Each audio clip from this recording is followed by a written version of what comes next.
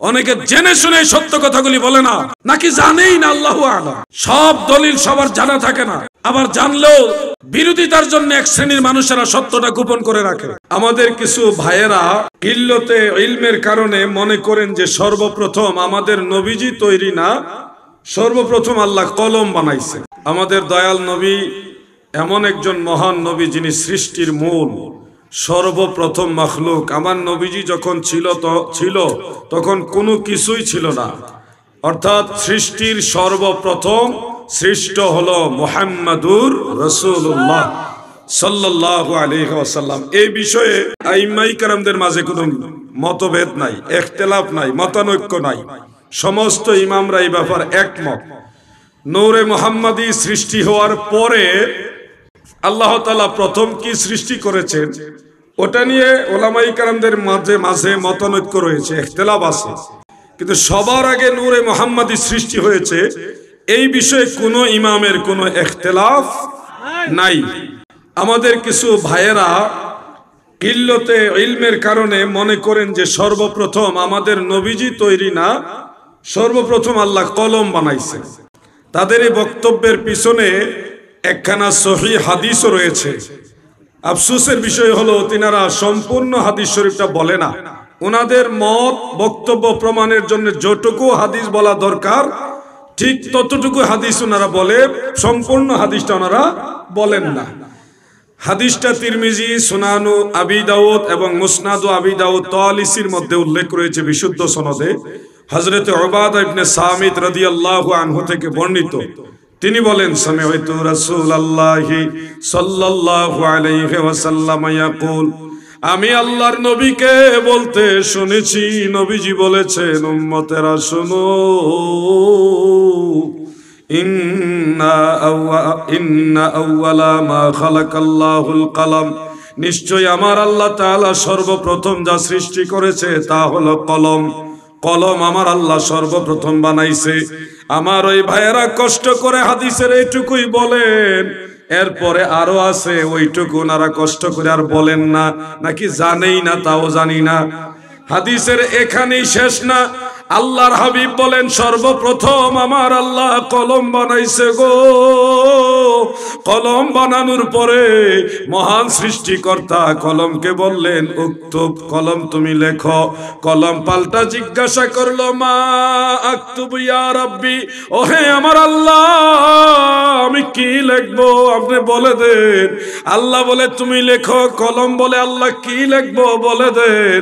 আমার আল্লাহ বলে, উক্তুব, তুমি লিখো, মা কানা ওয়া মা হুয়া কাইনুন ইলাল আবাদ, ও কলম তোমার পূর্বে যা কিছু ছিল এবং শেষ পর্যন্ত যা কিছু হবে তুমি সব কিছু লেখো। সুবহানাল্লাহ। এই হাদিসের এই অংশ থেকে, শেষের এই অংশ থেকে কিন্তু বোঝা যায় মা কানা মানে তোমার পূর্বে যা ছিল, তার মানে কলমের পূর্বেও অনেক কিছু ছিল। এইটুকু কিন্তু দয়া করে ওনারা বলে না। যারা ভুল ব্যাখ্যা করেন তারা দয়া করে বলেন না। এবার আমি আপনাদের দেখাচ্ছি কলমের আগে আল্লাহ কি বানাইছে। মনে রাখবেন, সহিহ মুসলিমের মধ্যে একখানা হাদিস হযরত আব্দুল্লাহ ইবনে আমর রাদিয়াল্লাহু আনহু থেকে বর্ণিত। তিনি বলেন, ইন্না রাসূলুল্লাহি সাল্লাল্লাহু আলাইহি ওয়াসাল্লাম قال, নিশ্চয় আল্লাহ রাসূল সাল্লাল্লাহু আলাইহি ওয়াসাল্লাম বলেছেন, ইন্নাল্লাহ তাআলা কাদ্দারা, নিশ্চয় আমার আল্লাহ তাআলা কাদ্দারাল খালকা, কাদ্দারা খালকা ক্বাবলা খালাকা সামাওয়াত ক্বাবলা আন ইয়াখলুকা সামাওয়াতি ওয়াল আরদ, এই সাত আসমান এবং জমিন সৃষ্টি করার আগে মহান সৃষ্টিকর্তা আল্লাহ তাআলা তাকদীর লিখলেন। সাত আসমান সাত জমিন সৃষ্টি করার পূর্বে আমার আল্লাহ তাআলা তাকদীর লিখলেন, ক্বাবলা আন ইয়াখলুকা সামাওয়াতি ওয়াল আরদ, আসমান এবং জমিন সৃষ্টি করার পূর্বে। কত বছর পূর্বে? বি50 আলফা সানা, 50,000 বছর পূর্বে। সুবহানাল্লাহ। এই পৃথিবী এবং আসমান এবং জমিন এগুলি সৃষ্টি করার 50,000 বছর আগে আল্লাহ তাকদীর লিখেছে। তার মানে তাকদীর তো কলম দিয়ে লিখেছে। আসমান জমিন সৃষ্টি হওয়ার 50,000 বছর আগে আল্লাহ তাআলা কলম বানাইছে, তাকদীর লিখেছে। এবার কলমের আগে কি আল্লাহ তাআলা বানাইছে সেটা আপনাদের সামনে তুলে ধরছি। ধৈর্য হবে আপনাদের? ধৈর্য হবে? কলমের আগেও কি ছিল আলেম ভাইরা, যারা নূরে মুহাম্মাদির উপরে আঘাত করে কথা বলেন। নূরে মুহাম্মাদি এমন এক জিনিস যেটা আপনিও মানেন, আমিও মানি, আপনাকে মানতে হবে। যদি নবীর উম্মত দাবি করেন তাহলে মানতেই হবে। কলমের আগে আমার আল্লাহ কি বানিয়েছেন, এই বিষয়টা জগৎ বিখ্যাত মুহাদ্দিস ইমাম ইসমাইল আজলুনী রহমাতুল্লাহ আলাইহি কাশফুল খাফার মধ্যে উল্লেখ করেছেন। তারিখে তাবারির মধ্যে ইমাম ইবনে জারির আত-তাবারি রহমাতুল্লাহ আলাইহি হযরত আব্দুল্লাহ ইবনে মাসউদ এবং হযরত আব্দুল্লাহ ইবনে আব্বাস রাদিয়াল্লাহু আনহুমা, আরেকটা সূত্রে আছে হযরত আব্দুল্লাহ ইবনে মাসউদ রাদিয়াল্লাহু আনহু, তিনি বর্ণনা করেছেন আল্লাহ তাআলা এই জমিন এবং আসমানের আগে কলম বানিয়েছে। আর কলম যখন আল্লাহ তাআলা বানায়, তখন এই কলম বানাইবার পূর্বে আল্লাহ তাআলা বানিয়েছে আরশ এবং পানি। আরশ এবং সহিহ মুসলিমের মধ্যে এই কথাটা ইঙ্গিত রয়েছে, ওয়া কানা আরশুহু আলাল মাই, অর্থাৎ আমার আল্লাহ তাআলা যখন কলম বানায় তখন আল্লাহর আরশ পানির উপরে ভাসমান ছিল। তার মানে কলম যখন বানাইছে তখন পানিও ছিল, আরশও ছিল। এখন কলমের আগে আরশ পাইলাম, পানিও পাইলাম। সহিহ হাদিস মোতাবেক কলমের আগে আমার আল্লাহ আরশে আজিম বানাইছে, পানিও বানাইছে। এবার জানবো আরশ আগে না পানি আগে? আমার আল্লাহ তাআলা পানি আগে বানাইছে নাকি আরশে আজিম আগে বানাইছে? এই বিষয়ে ইমাম ইসমাইল আজলুনী রহমাতুল্লাহ আলাইহি তিনার কাশফুল খাফার মধ্যে স্পষ্ট উল্লেখ করেছেন। এমনকি মাওয়াহিবুল্লাহ দুনিয়ার মধ্যে ইমাম শিহাবুদ্দিন কাস্তালানী রহমাতুল্লাহ আলাইহি তিনি উল্লেখ করেছেন আল আসাহু আন্নাল আরশা ক্বাবলাল কালাম, বিশুদ্ধ মত হলো, বিশুদ্ধ দলিল হলো আমার আল্লাহ কলমের আগে আরশে আজিম বানাইছেন, আর আরশের আগে আমার আল্লাহ পানি বানাইছে। সিরিয়ালটা বুঝবেন, মাটির জমিন বানাইছে, আসমান বানাইছে কখন? এই তো মানে সৃষ্টি জগতের হিসাবে বেশি দিন আগে না। মাটির জমিন যখন ছিল না, আসমানও ছিল না, মাটির জমিনও ছিল না, আসমানও ছিল না, এর আগে বানাইছে আল্লাহ কলম। যখন কলমও ছিল না, মাটির জমিন তো ছিলই না, আসমানও ছিল না, কলমও ছিল না, তখন আল্লাহ বানাইছে আরশে আজিম। আরশে আজিমও যখন ছিল না, যখন আল্লাহ তাআলার আরশ ছিল না, তখন আল্লাহ তাআলা পানি বানায় রাখছে। সুবহানাল্লাহ। সিরিয়ালগুলি বুঝবেন, এখন জয়ীফ হাদিস না, সহিহ হাদিস, সহিহ মুসলিমের হাদিস, একেবারে বিশুদ্ধ হাদিস এগুলো। আপনাদের এগুলি ওনারা বলবে না, ওনারা বলবে না। কেন বলে না? ওনারাই ভালো জানে কেন বলে না, কোন ব্যারামে কোন রোগে বলে না।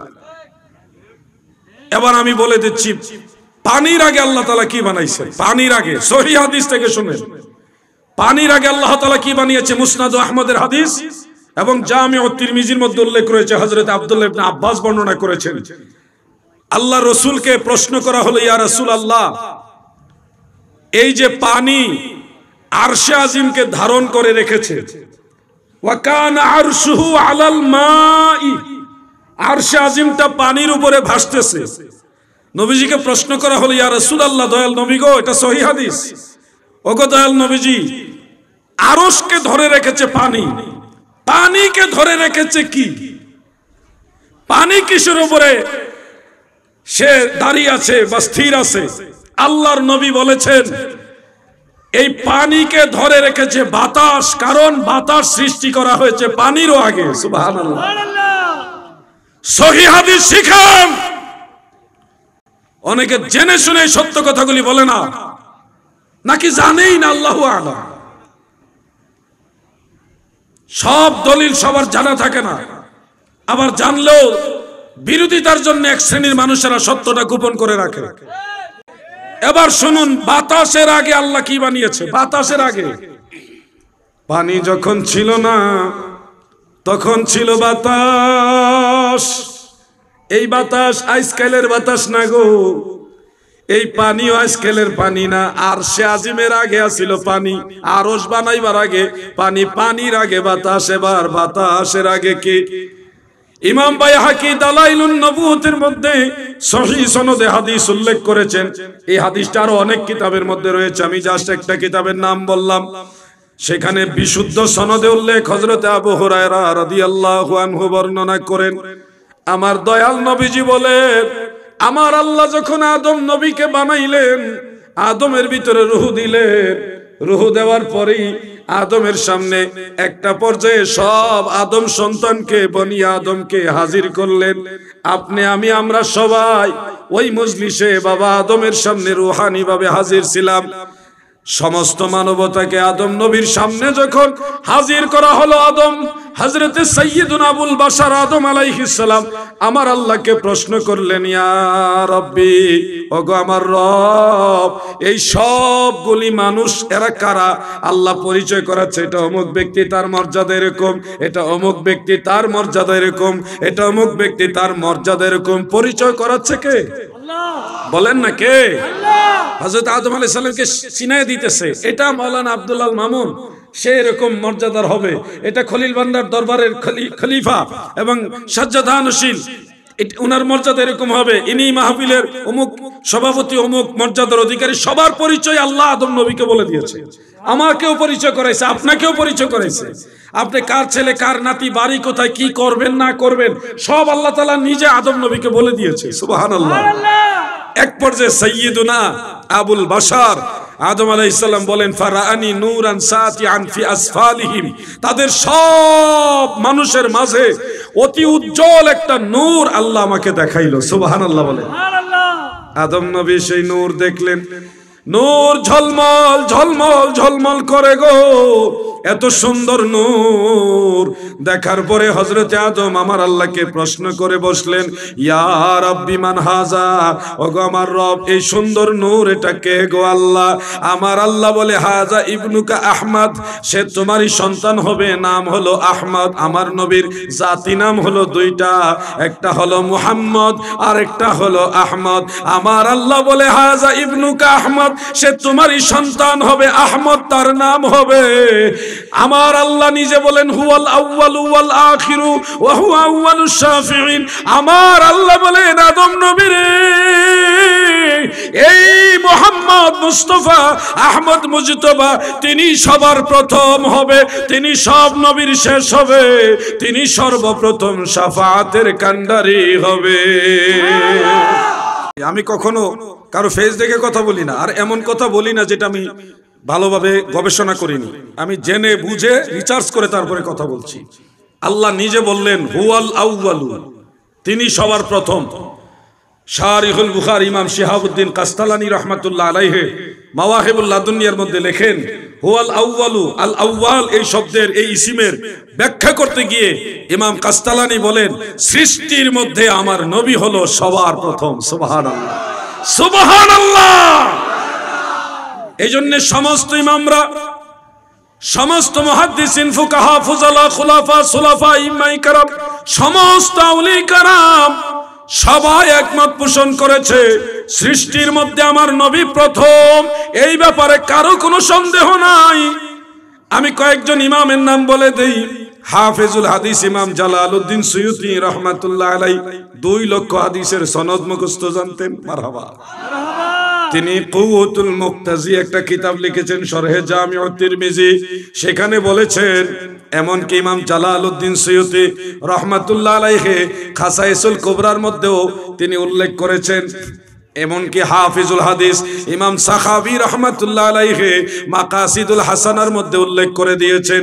শিফা শরীফে কাজী ইয়াজ রাহমাতুল্লাহ আলাইহি তিনি উল্লেখ করেছেন। ইমামুল হারামাইন মোল্লা আলী কারি রাহমাতুল্লাহ আলাইহি মিরকাতের মধ্যে জামউল ওয়াসাইল আলা শারহে শামাইল তিরমিজি সেই কিতাবের মধ্যেও তিনি উল্লেখ করেছেন। আরো বহু কিতাবে আছে, যেমন আল মাউরিদুর রাবির মধ্যেও তিনি লিখেছেন, আমার আল্লাহ যত মাখলুকাত বানাইছে সব কিছুর মধ্যে সর্বপ্রথম নূরে মুহাম্মাদি বানাইছে, এই বিষয়ে কারো কোনো মতানৈক্য নাই। সুবহানাল্লাহ। পৃথিবীর যত মুহাক্কিক, মুহাদ্দিস, ফকিহ যত হাফিজুল হাদিস, যত ইমাম এই বিষয় নিয়ে আলোচনা করেছেন, সবাই এই ব্যাপারে একমত। নূরে মুহাম্মাদি হলো সবার আগে। মুজাদ্দিদ আল ফিসানি আল ফারুকি রাহমাতুল্লাহ আলাইহি তিনি মাকতুবাত ইমামে রব্বানির মধ্যে লিখেছেন, নূরে মুহাম্মাদি হলো সর্বপ্রথম। সুবহানাল্লাহ। দুনিয়াতে নবীজি যেদিন আসেন, আমার দয়াল নবী যেদিন দুনিয়াতে আসেন, মাদারুজুন নবুয়তের মধ্যে শেখ আব্দুল হক মুহাদ্দিস দেহলভী রাহমাতুল্লাহ আলাইহি তিনি উল্লেখ করেছেন, আমার নবীজি আমাদের মতো উলঙ্গ আসেন নাই, জান্নাতি কাপড় পরে দুনিয়াতে এসেছেন। সুবহানাল্লাহ। মা আমেনার গর্ভ থেকে নবীজি আসলেন, আল্লাহর হাবিব জান্নাতি কাপড় পরে আসছেন। নবীজির লজ্জাস্থান মোবারক পৃথিবীর কোন মানুষকে আমার আল্লাহ দেখায় না। এই ব্যাপারে একটা হাদিস আমি শোনাচ্ছি, মুজামুল আওসাত লিত তাবারানী মুজামুস সাগীরের মধ্যে আছে, যা এরপরে তারিখ ইবনে আসাকিরের মধ্যে আছে। মুহাদ্দিসিনে কেরাম অনেকেই হাদিসটাকে জয়ীফ বলেছেন, তবে হাফিজুল হাদিস ইমাম জিয়াউদ্দিন মাকদিসি রাহমাতুল্লাহ আলাইহি হাদিসটাকে হাসান বলেছেন, যেটা ইমাম ইবনে হাজার আসকালানী উল্লেখ করেছেন। আরো অনেক মুহাদ্দিসিনে কেরাম এই হাদিসটা উল্লেখ করে, ইমাম ইবনু জাওজি উনি হাফিজুল হাদিস উনি বলেছে যে আল্লাহ রাসূলের এই হাদিসের ব্যাপারে যদিও সনদ জয়ীফ, কিন্তু এই বিষয়টার উপরে কোনো শক নাই, বেলা শক, সন্দেহাতীতভাবে এটা প্রমাণিত রয়েছে। সুবহানাল্লাহ। হাফিজুল হাদিস ইমাম হাকিম নিসাবুরি বলেছেন এই বিষয়টা মুতাওয়াতির পর্যায়ের হাদিস দ্বারা প্রমাণিত। কি সেই হাদিস? একটা মতন পড়ে শোনাচ্ছি। عن أنس بن مالك رضي الله تعالى عنه قال قال رسول الله صلى الله عليه وسلم من كرامتي علي أني ولدت مختونا ولم يرى أحد سوءتي رواه الطبراني هذا حديث حسن। আল্লাহর হাবিবের সাহাবী আনাস ইবনে মালিক বলেন, আল্লাহর হাবিব বলেছেন, উম্মতেরা শুনো,